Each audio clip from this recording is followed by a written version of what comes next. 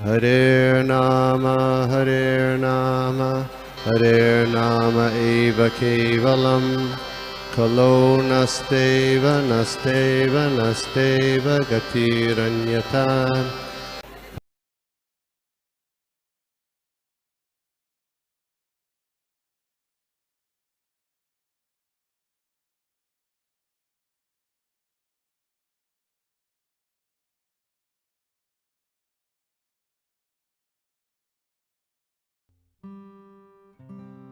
सभी भक्तों के चरणों में दंडवत। तो आज हम लोग भागवतम के दूसरे स्कंद के पहले अध्याय का जो पूरा अध्याय है उसके ऊपर जो हमने अभी तक जो शिक्षाएं प्राप्त की वो संक्षेप में पहला अध्याय का स्मरण करेंगे, इसकी शिक्षाओं का स्मरण करेंगे। तो सभी भक्तों के चरणों में दंडवत और आशीर्वाद लेते हुए मैं प्रयास करूंगा गुरु कृपा प्रभुपाद और आप सब वरिष्ठ वैष्णव की कृपा से कुछ इसके ऊपर कहने की। तो ओम नमो भगवते वासुदेवाय, ओम नमो भगवते वासुदेवाय, ओम नमो भगवते वासुदेवाय। नारायण नमस्कृत्य नरं चैव नरोत्तमं देवीं सरस्वतीं व्यासं ततो जयमुदीरये। नष्टप्रायेषु भूतेषु नित्यं भागवत सेवया भगवती उत्तम श्लोके भक्तिर्भवति नैष्ठिकी। ओम अज्ञानतिमिरान्धस्य ज्ञानाञ्जनशलाकया चक्षुरुन्मीलितं येन तस्मै श्री गुरुवे नमः। नमः ओम विष्णुपादाय कृष्णप्रेष्ठाय भूतले श्रीमते भक्ति वेदांत स्वामी निति नामिने। नमस्ते सारस्वते देवी गौरवाणी प्रचारिणे निर्विशेष शून्यवादी पाश्चात्य देशतारिणे। जय श्री कृष्ण चैतन्य प्रभु नित्यानंद श्री अद्वैत गदाधर श्रीवासादि गौर भक्त वृंदा। हरे कृष्णा कृष्णा कृष्णा हरे हरे, हरे राम राम राम हरे हरे।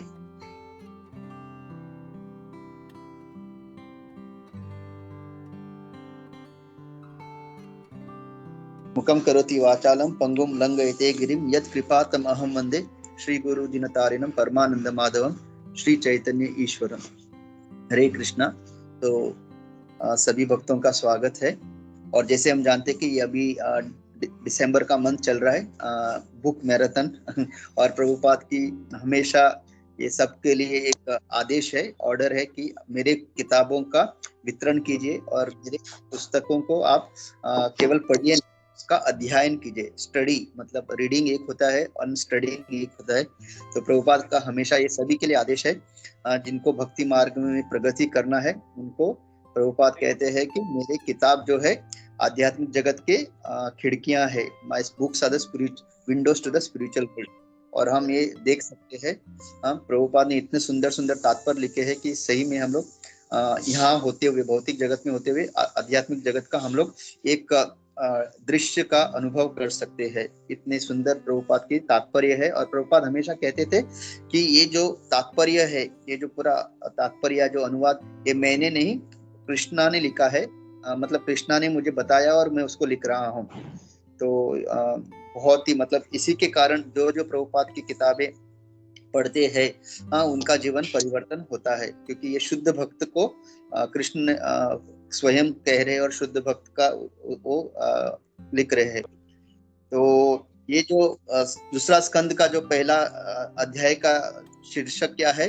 The step, first step in God realize. पहला जो है एक पहला स्टेप आत्म साक्षात्कार के लिए। तो और सुखदेव गोस्वामी शुरू करते हैं भगवान का जो ओम नमो भगवते वासुदेवाय, भगवान का आश्रय लेते हुए।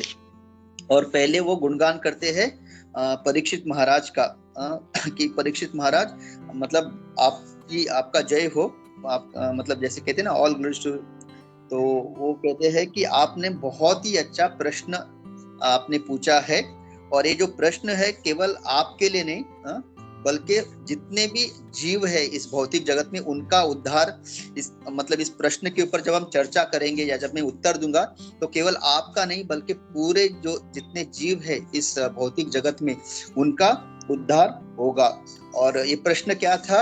ये प्रश्न था कि परीक्षित महाराज पूछते हैं कि जिस मनुष्य या जिस जीव का अभी अंतिम समय आने वाला है, जो मृत्यु को प्राप्त करने वाला है, किसी भी क्षण, तो ऐसे व्यक्ति ने क्या करना चाहिए।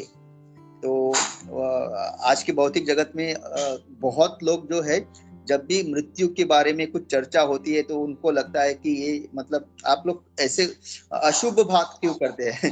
वो लोग बहुत डर जाते हैं और वो डायरेक्ट बोलते हैं कि कुछ अच्छी बात करो ना, ये मृत्यु के बारे में वगैरह आप क्या बात करते हो।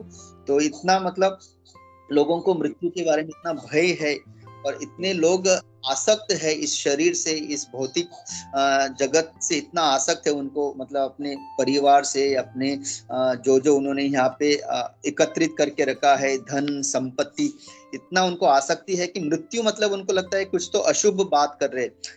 हालांकि वो भूल जाते हैं कि मृत्यु ही अंत में सत्य, मतलब फाइनल जो एग्जाम है, भले ही आपने आईआईटी का एग्जाम देके बड़े स्तर पे पहुंचे हो या यूपीएससी, जो भी आईएएस, ये सारे एग्जाम जो है ये केवल एक माया का, क्या कहते हैं, जैसे भक्ति विनोद ठाकुर कहते हैं, क्या मायार वैभव, क्या है वो, मतलब जो भी इधर भौतिक जगत का जो भी हम लोग अचीव करते हैं, जो हम संपन्न करते हैं, वो केवल एक माया का वैभव है। लेकिन ये जो मृत्यु है ये एक्चुअली अपना मेन एग्जाम है, जिसके लिए हर एक व्यक्ति को प्रिपरेशन करना चाहिए। Life is an examination, life is a preparation, death is an examination. तो अपना पूरा जीवन जो है इस एग्जामिनेशन के लिए हमको तैयारी करनी चाहिए। और परीक्षित महाराज ये जब प्रश्न पूछते हैं, सुखदेव गोस्वामी बहुत प्रसन्न होते हैं और कहते हैं केवल आप नहीं, हर जो भी आध्यात्मिक स्तर पे जो शुद्ध भक्त है उनका भी ये इस टॉपिक के ऊपर, इस टॉपिक के ऊपर वो लोग हमेशा चर्चा करते हैं। The answer to this question is a prime subject matter for hearing and it is approved by all transcendentalists। तो हमको इसके ऊपर श्रवण करना चाहिए। और बहुत ही अच्छी तरह से सुखदेव गोस्वामी शुरू करते हैं, श्रोतव्यादिनी राजेंद्र नृणाम संति सहस्रश अपश्यताम आत्मतत्वम गृहेषु गृह मेदिना, कि जो व्यक्ति पूरी तरह से इस भौतिक जगत में आसक्त हो चुका है, वो बहुत सारे टॉपिक के ऊपर बात करते हैं, पॉलिटिक्स के ऊपर बात करते हैं, शेयर मार्केट, बहुत कुछ टॉपिक के ऊपर बात करते हैं। क्यों? अपश्यताम आत्म तत्वम, क्योंकि वो आत्मा के स्तर पे नहीं होने के कारण उनकी पूरी जो चर्चाएं होती है वो किसके ऊपर होती है? शारीरिक स्तर पे। और ये एक्चुअली अभी से जो श्लोका स्टार्ट होगा 2 से लेके आई थिंक 9 तक, इतने सुंदर श्लोका है कि हम लोगों को इसको कंठस्थ करना चाहिए अपने ही शुद्धिकरण के लिए।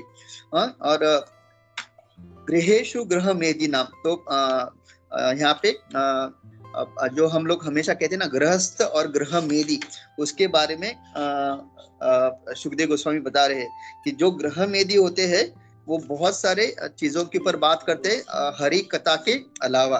क्यों? क्योंकि अपश्यताम आत्म तत्वम, उनको पता नहीं है वो शरीर नहीं आत्मा है, और वो मनुष्य जन्म किसके लिए मिला है, इसके ये ज्ञान के अभाव के कारण भगवान के अलावा आध्यात्मिक टॉपिक्स के अलावा बाकी हर चीजों के ऊपर उनका दिलचस्पी रहती है।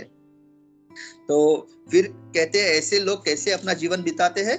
निद्रया रियते रक्तम विवाहेन च वा वह दिवाचाय हरा राजन कुटुंब भरणेन वा। मतलब ये हर एक श्लोका इतना सुंदर है ना, क्योंकि इसको हम लोगों के लिए भी बहुत बहुत जरूरी है। क्योंकि हमेशा जब हम भी कभी कभी अपना जब दिन शुरू होता है, हम लोग काम में व्यस्त हो जाते हैं, तो ऐसे श्लोका जब हम लोग अपने आप को सुनाएंगे तो हमको भी पता लगेगा कि हम भी कभी कभी क्या कहते हैं, कृष्णा कॉन्शियसनेस, कृष्ण भावनामृत से कभी कभी डिविएट हो जाते हैं। तो ऐसे श्लोका हमेशा हम लोगों को खुद को भी सुनाना चाहिए। तो कितना सुंदर कहते हैं कि ऐसे व्यक्ति पूरा दिन जो है गधे की तरह मजदूरी करते हैं कुटुंब का भरण पोषण करने के लिए, और रात में या तो सोते हैं या मैथुन करने में अपना समय व्यक्त गवाते हैं। तो मतलब व्यवाय न चवाय, मतलब इस तरह से वो अपना जीवन पूरी तरह से क्या कहते हैं, इंद्र तृप्ति में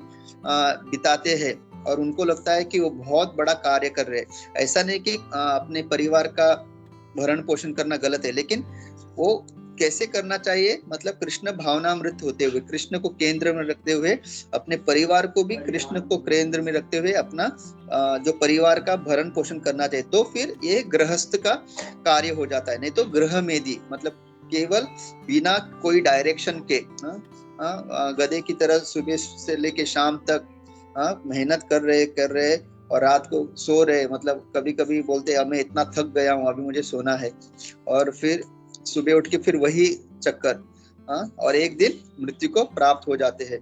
पूरा जीवन जो है मनुष्य जन्म पाहिला, राधा कृष्ण ना भजिला, जानू शुणु विषय खाइला। दुर्लभ मानव जन्म सत्संगे, भवहु ये तरहु भव सिंधु रे। तो ये जो दुर्लभ मनुष्य का जन्म मिला है, ये पूरा भव सिंधु से जो पार कर सकता है उसको व्यर्थ गवा देता है। आगे कहते हैं देह पत्य कलत्रादेशु आत्मसेनस असस्वपि तेषां प्रमत्त निधनम पश्यन् अपि न पश्यति। मतलब ऐसे जो है, मतलब इतने प्रमत्त मतलब इतने पागल हो जाते हैं इस भौतिक जगत में, अपना पूरा यहाँ पे संसार बसाते, क्योंकि वो देख नहीं पाते। मतलब पश्यन् अपि न पश्यति, वो देख रहे हैं कि मेरे दादाजी थे अभी नहीं है, फिर मेरे पिताजी थे वो भी नहीं है, सब लोग एक से एक होके गुजर रहे हैं, लेकिन भी उसको लगता है मुझे कुछ नहीं होगा, मैं निरंतर यहीं पे रहूंगा, ये जो सारी संपत्ति कमाई वो हमेशा उसका मैं भोग करते रहूंगा। वो देख रहा है कि उसकी उम्र गुजर रही है, बुढ़ापा आ रहा है, बाल सफेद हो रहे हैं, दांत गिर रहे हैं, आंखों में अभी चश्मे लगे हैं, चश्मे के बिना देख नहीं सकते। ये सारा उसको वो कर रहा है, फिर भी उसको अंदर से ऐसा लग रहा है कि फिर भी मेरे साथ कुछ बुरा नहीं होगा, मैं यहाँ पे निरंतर रहूंगा, और ये सारे जो मेरे परिवार है जिनको मेरी इतनी आसक्ति, वो भी हमेशा मेरे साथ रहेंगे। भले ही वो देख रहा है कि एक एक करके ये हो रहे।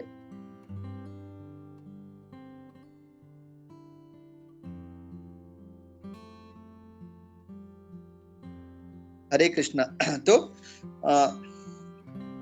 तो आत्म तत्व, इसलिए हमको हमेशा अता तो ब्रह्म जिज्ञासा, हमारा मनुष्य देह का उद्देश्य क्या है।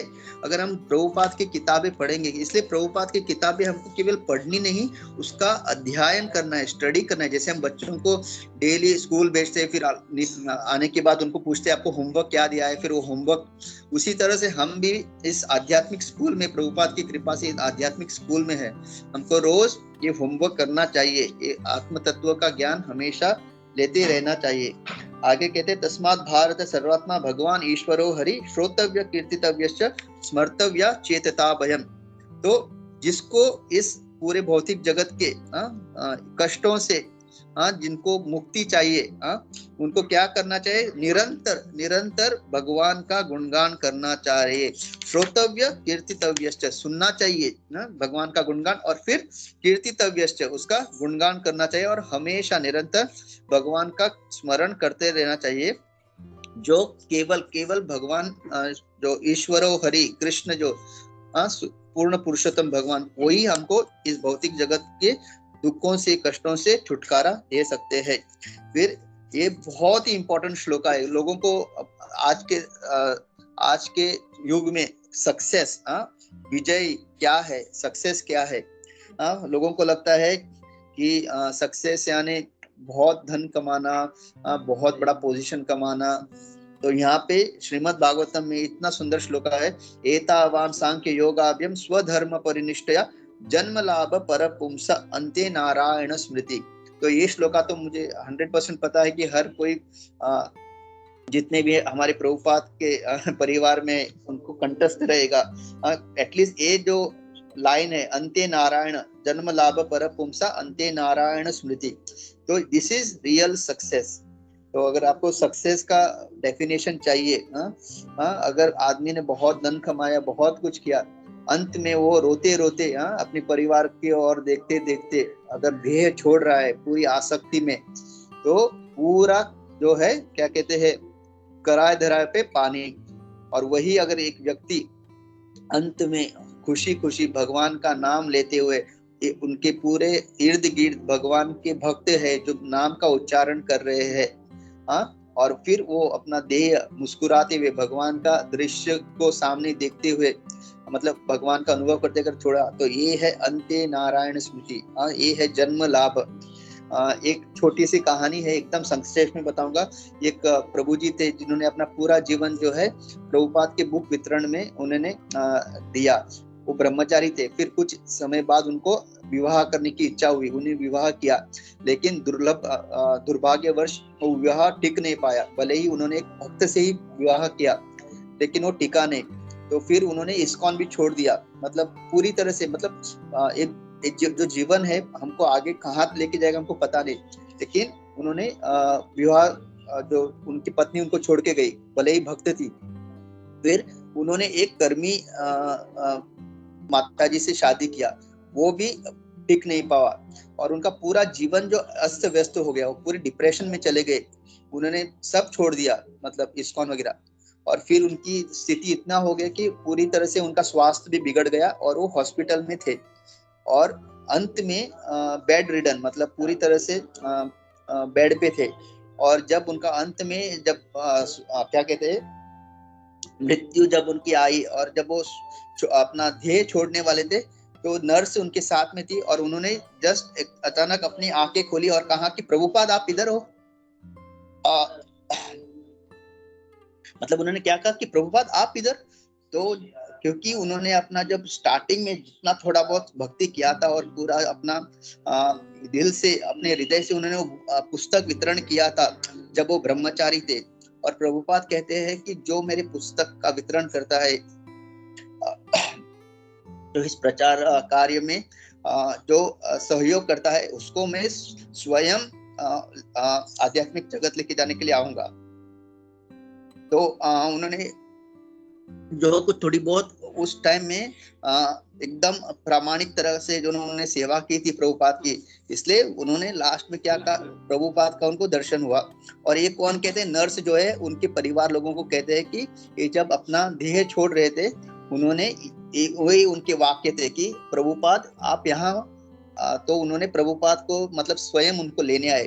तो नर्स को तो पता नहीं इस्कॉन क्या है, प्रभुपाद कौन है। तो ये जब उन्होंने बताया, तब हमको ये प्रेरणा मिलनी चाहिए कि जो प्रभुपाद के वाक्य है कि जो मेरे इस प्रचार कार्य में जो मेरा सहयोग करेगा, उसको मैं स्वयं लेने आऊंगा। और ये पुष्टि करती है, ये जो घटना है पुष्टि करती है। भले ही उन्होंने इस्कॉन भी छोड़ दिया था, इसलिए याद रखिए ये जो हम भक्ति कर रहे हैं, प्रभुपाद का जो ये मिशन है, चैतन्य महाप्रभु का मिशन इतना प्रामाणिक है, इतना शुद्ध है। वो कहते हैं ना, स्वल्पम अप्यस्य धर्मस्य। आपने थोड़ा बहुत भी जो कुछ किया है, हमारे आचार्य गण हमको हमेशा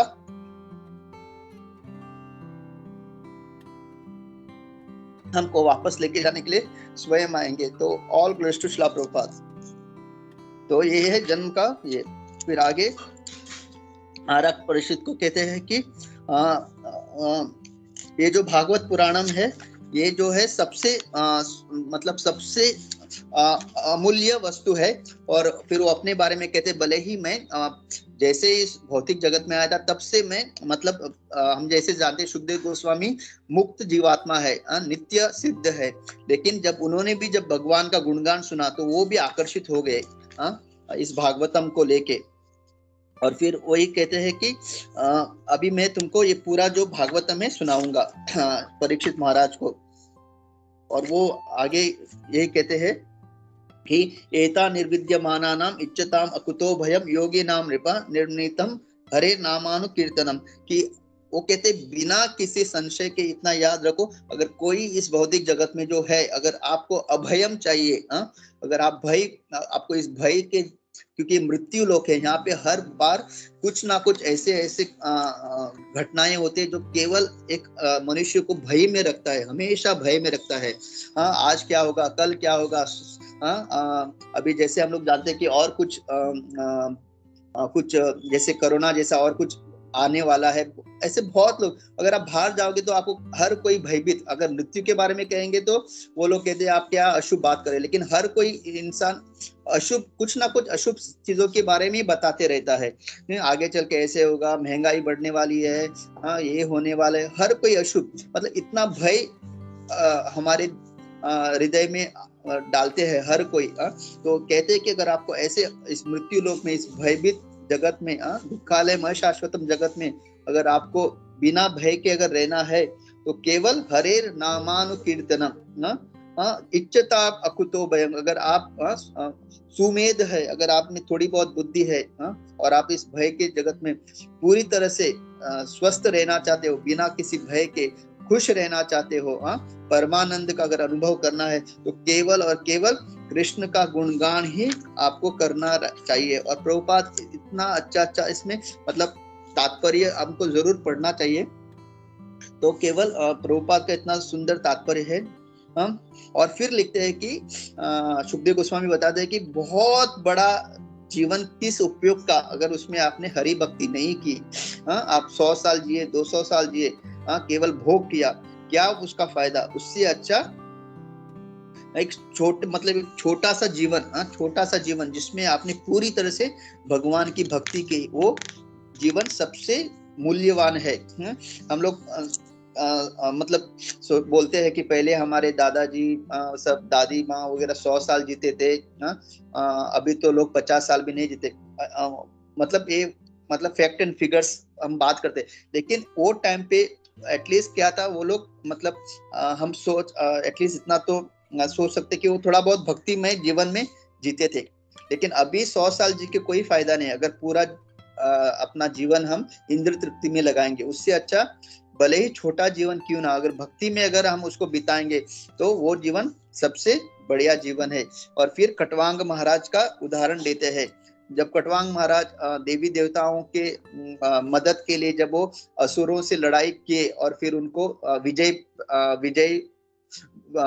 करने में उन्होंने उनको मदद की, देवी देवता बहुत खुश हो गए उनसे और बोले कि आपको जो चाहिए मांगिए।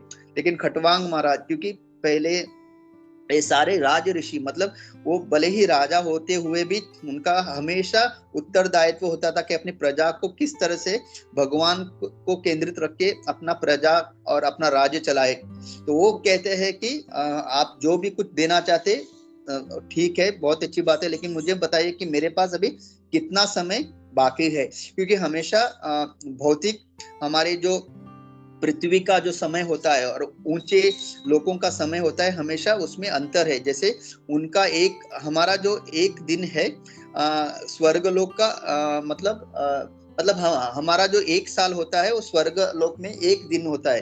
तो इस तरह से जब कैलकुलेशन होता है तो वो कहते हैं आपके पास केवल एक मुहूर्त बाकी है, बहुत ही कम समय क्षण। तो जैसे उनको पता चलता है कि अभी मेरी मतलब मृत्यु कभी भी हो सकती है, मेरे पास बहुत समय कम बचा है, तो तुरंत ही सब कुछ अपना राज सब कुछ त्याग के भगवान का ध्यान में लग जाते हैं।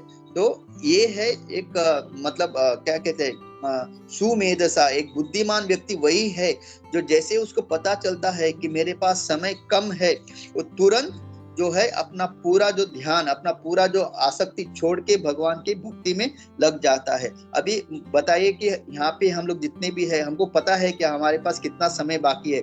नहीं है। लेकिन हमारे पास भी परीक्षित महाराज की तरह केवल 7 दिन बाकी है।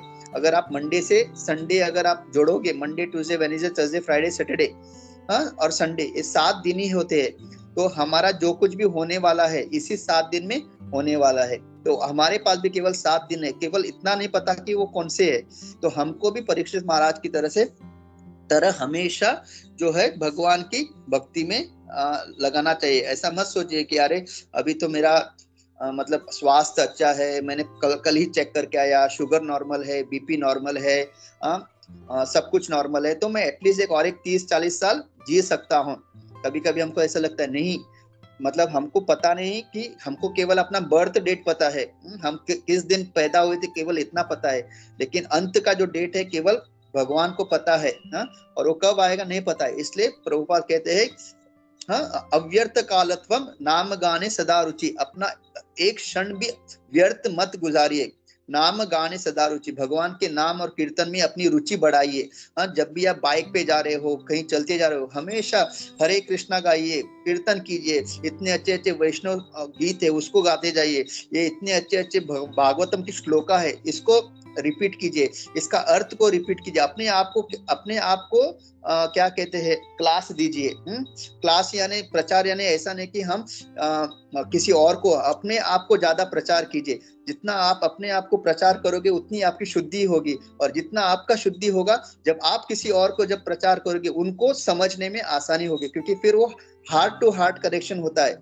जब आपके हार्ट जब बहुत ही शुद्ध होता है, तब आप किसी और को जब बताएंगे उनको इमीडिएटली वो पकड़ लेंगे। इसी के कारण प्रभुपाद इतने भक्त बना सके, क्यों? क्योंकि इतने शुद्ध थे वो। जैसे प्रभुपाद ने कहा कि Krishna is the supreme personality of godhead, जो सामने वाला था उसको तुरंत उसने उसको ग्रहण किया। तो ऐसे तो महाराज परीक्षित को कहते हैं कि आपके पास तो मतलब खटवांग महाराज के पास बहुत ही कम समय था, हाँ, एक मुहूर्त, लेकिन आपके पास 7 दिन है, तो आप जो है आपका ये जीवन सफल बना सकते हैं। इसलिए फिर परीक्षित महाराज को सुखदेव गोस्वामी अभी भागवतम बताना शुरू करते हैं। अभी यहाँ पे कहा गया है कि परीक्षित महाराज जब गंगा के तट पे थे, उनके साथ उनके अलावा बहुत सारे ऋषिगण भी थे और बहुत सारे लोग भी थे। तो यहाँ पे क्या होता है, तो अभी जो सुखदेव गोस्वामी है भगवान का विराट रूप का वर्णन करना शुरू करते हैं। तो आचार्यगण बताते हैं, क्योंकि परीक्षित महाराज तो शुद्ध भक्त थे, उनको तो उसमें दिलचस्पी नहीं है, लेकिन क्योंकि उनके अलावा और भी लोग थे, जैसे हम जानते हैं भक्ति में बहुत सारे योग है, अष्टांग योग, ज्ञान योग, कर्म योग, तो और फिर सबसे ऊंचा स्तर है भक्ति योग। लेकिन क्योंकि वहां पे और भी लोग थे, तो सुखदेव गोस्वामी हर किसी को एकोमोडेट करने के लिए, हर किसी को आसक्त मतलब भगवान की ओर आकर्षित करने के लिए, मतलब निम्न स्तर से अपना ये भागवतम शुरू करते हैं। हालांकि हमको आगे पता है कि जब परीक्षित महाराज सारा सुनते हैं, वो और मतलब और क्या कहते चर्निंग या क्या कहते और मंथन होते रहता है। और जब तक सुखदेव गोस्वामी उनको शुद्ध भक्ति के बारे में नहीं बताते, वो तृप्त नहीं होते। तो ये होता है एक शुद्ध भक्त का लक्षण। शुद्ध भक्त का लक्षण, जब तक पूर्ण पुरुषोत्तम भगवान की शुद्ध भक्ति के बारे में उनको ज्ञान नहीं मिलता, तब तक वो तृप्त नहीं होते। तो यहाँ पे पूरा आगे चल के जैसे हमारे सर्वरूप माता जी, इतना सुंदर हमेशा वो जो पूरा भागवतम किस तरह से भगवान के चरण कमल क्या है, उनकी जांघा क्या है, उनका जो कमल मुख क्या है, हमेशा ये वो श्लोका जो गाती है, उसी तरह से इस आगे चल के सुखदेव गोस्वामी जो है इस भागवतम में विराट रूप का वर्णन करते करते बताते हैं किस तरह से ये जो पूरे पहाड़ है वो भगवान की भुजाएं है, उनके जो नसें है वो नदियां है। इस तरह से पूरा जो वर्णन यहाँ पे विराट रूप का आगे चल के सुखदेव गोस्वामी बताते हैं। और फिर किस तरह से अलग अलग देवी देवताएं भी इस विराट रूप में, जो हम लोग 33 कोटि देवी देवताओं का जो वर्णन होता है, वो किस तरह से भगवान के अलग अलग अंग है। तो यहाँ पे हमको पता चलता है कि इवन देवी देवता है, हमसे जो ऊंचे स्तर के वैष्णव है, वो भी भगवान के अंश है। तो हमेशा लोग कहते हैं कि देवी देवता है, भगवान नहीं है, उनको ये सुनने में अच्छा नहीं लगता, क्योंकि वो उनका स्तर अभी भी उस शुद्ध भक्ति के स्तर पे नहीं होने के कारण। लेकिन इसके वजह से भागवतम जो है, भागवतम का पठन जो एकदम सिस्टमेटिकली जो करेगा फ्रॉम फर्स्ट कैंटो टू मतलब आगे आगे, उनको भी ये सारे जो डाउट्स या जो क्यों देवी देवताएं भगवान नहीं है, उसका भी उनको ये ज्ञान मिलेगा। 5th कैंटो में इसका पूरी और अच्छी तरह से डिटेल में वर्णन होता है। यहाँ पे संक्षेप में उनको बताते जाते हैं। तो मेन थिंग ये जो first step to God realization जो है, जो सुखदेव गोस्वामी परीक्षित महाराज को बहुत ही प्रसन्न है कि उन्होंने एक इतना अच्छा उनसे प्रश्न पूछा कि जो व्यक्ति अभी मृत्यु को प्राप्त होने वाला है, उसको उसका सबसे परम कर्तव्य क्या है। और हमको भी ये हमेशा याद रखना है कि हमारा सबसे परम कर्तव्य क्या है। ये प्रभुपाद की अगर हम परिवार में आ चुके हैं, पर ये सारा श्रीमद् भागवतम सब हमको मिला है, और अगर हम अपना जीवन अगर असफल है, यानी हम लोग फिर भी इस इतना दिव्य ज्ञान को प्राप्त करने में हमारी अगर रुचि नहीं है, तो ये हमारी सबसे बड़ी असफलता होगी।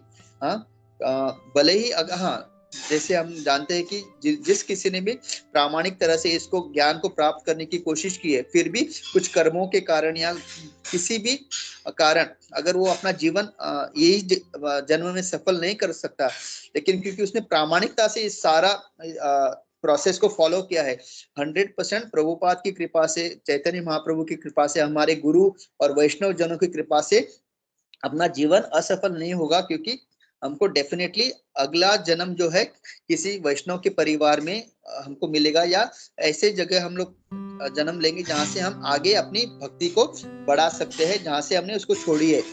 तो इतना बड़ा हमको एक मूल्यवान अवसर मिला है, श्रीमद् भागवतम का हमको ये भेंट मिला है, मतलब इसकी तुलना हम लोग कर भी नहीं सकते। प्रभुपाद की जो किताबें हैं, जो पुस्तकें हैं, दिव्य ज्ञान है, इसका मूल्य हम कभी भी चुका नहीं सकते। जो हम पे करते हैं वो केवल प्रिंटिंग कॉस्ट हम लोग पे कर सकते हैं, उसमें जो ज्ञान है वो अमूल्य है, अमूल्य है, उसका कोई भी उसका कीमत नहीं चुका सकता। तो इस मैराथन में ही हम लोगों को प्रचार, उस पुस्तक वितरण करने का हमको और भी ज्यादा क्या कहते हैं प्रयास करना चाहिए। क्योंकि चैतन्य महाप्रभु का आदेश भी है, हमारा आज्ञा हो गुरु हो, वो हर किसी को कहते हैं मैं आपको ऑर्डर देता हूँ, आप प्रचार कीजिए। तो एक एक में रुकता हूँ। ये सेकंड कैंटो का जो पहला अध्याय, first step to God realization. तो ये मृत्यु जो है सबसे बड़ा इंपॉर्टेंट एग्जामिनेशन है हमारे लिए। तो परीक्षित महाराज जैसे उन्होंने 7 दिन 7 रात बिना कुछ खाए पिए, हर अपना जो शारीरिक जो भी नेसेसिटी है, किस तरह से उन्होंने उसको, मतलब भगवान के कथा में वो जब पूरी तरह से मग्न हो गए, किसी भी चीज का उनको सूद बूद नहीं थी, केवल भगवान की कथा में वो अमृत का पान कर रहे थे। और जैसे भागवतम में कहा गया है कि आयुर हरति वही पुंसा, हर दिन जब हम जगते हैं तो सूर्य हमारा हर एक दिन कम कर रहा है, लेकिन वही जो भक्त है, जो पूरी तरह से भगवान की भक्ति कर रहा है, ये उसको अप्लाई नहीं होता। सूर्य उसका दिन मतलब उसका दिन कम नहीं कर सकता। जो हमेशा भगवान के दिव्य क्या कहते हैं कथाओं का स्मरण कर रहा है, उनका नाम का गुणगान कर रहा है, उनका नाम का जप कर रहा है, सूर्य ऐसे भक्त का दिन कम नहीं कर सकता। केवल भौतिकवादी जो पूरी तरह से भौतिकवादी का जीवन जी रहे हैं। Hare Krishna Krishna Krishna Hare Hare, Hare Ram Ram Ram Hare Hare. All glories to Srila Prabhupada. दंडवत प्रणाम। हरे कृष्णा जी पवन गौर। हरे कृष्ण गुरु जी पवन प्रभु, या हरे कृष्णा। नहीं प्रभु जी, प्लीज पहले आप बोलिए, बाद में बोलिए। Thank you Prabhu, Hare Krishna. All glories to you Suraj Madhav Prabhu. Thank you, very nice, wonderful class. बहुत अच्छा प्रेजेंटेशन था, और philosophically, technically and with lot of emotions. तो बहुत अच्छा लगता है जब ऐसा स्पीकर कोई इतने भाव से बोलता है, एंड वो जो फीलिंग्स है फिर दैट वो जो है जो श्रोता तक है उन तक भी पहुंचती है। तो इट इज़ वेरी गुड। तो ऐसे जो है डीप अगर स्टडी होगा हमारा, और खाली स्टडी मतलब इट इज़ नॉट लाइक वो बच्चे की तरह रट्टा नहीं मारना है हम लोगों को, बट उसमें क्या होता है फिर जैसे हम लोग देखते हैं एग्जाम में, हम लोग रट्टा मारते हैं तो उधर जैसे हो जाकर टड़ा उतार देता है और दूसरा दिन भूल जाता है। तो जैसे मैं हमेशा बोलता हूँ, वी स्टडी ग्रुप, तो we try to understand each and every point. और जब ये पॉइंट जब हम लोग समझते हैं तो हम लोगों को रियलाइज होता है एक तत्व फिलोसफी का। जैसे सूरज माधव जी को प्रभु को रियलाइज हुआ कैसे प्रभुपाद जी सो मर्सीफुल कि जो इसको छोड़ चुका है उसको भी लेने के लिए प्रभुपाद जी आ गए। एंड वो मर्सी जब अपने को जब रियलाइज होता है तो we will have tears in our eyes, जो प्रभु के साथ हो। तो एंड ये भावना फिर हमारे तक भी पहुंचती। So it was really very wonderful, and that's the way हम लोगों को स्टडी करना चाहिए। वी हैव टू, ना बोलते ना खाली पिबतम भागवतम में, we have to drink and we have to relish, we have to relish that Bhagavatam, and then if you distribute it is going to have effect. So thank you, Suraj Madhav Prabhu. Thank you very much. Hare Krishna. Dhamat pranam. हरे कृष्ण प्रभु, दंड प्रणाम। Sorry प्रभु, इसमें पूरा आपको श्रेय है प्रभु। आप और आप जैसे बहुत सारे शिक्षा गुरु है जिन्होंने हमको मतलब हाथ पकड़ के बेबी स्टेप्स लेके यहाँ तक लेके आए। तो थैंक यू प्रभु, आप हमेशा हमारे हाथ पकड़े रहिए और हमको ऐसे ही आगे लेते चाहिए प्रभु। It is all your glories, we are just आपके बिना कुछ नहीं। हरे कृष्ण प्रभु, दंड प्रणाम। हरे कृष्ण।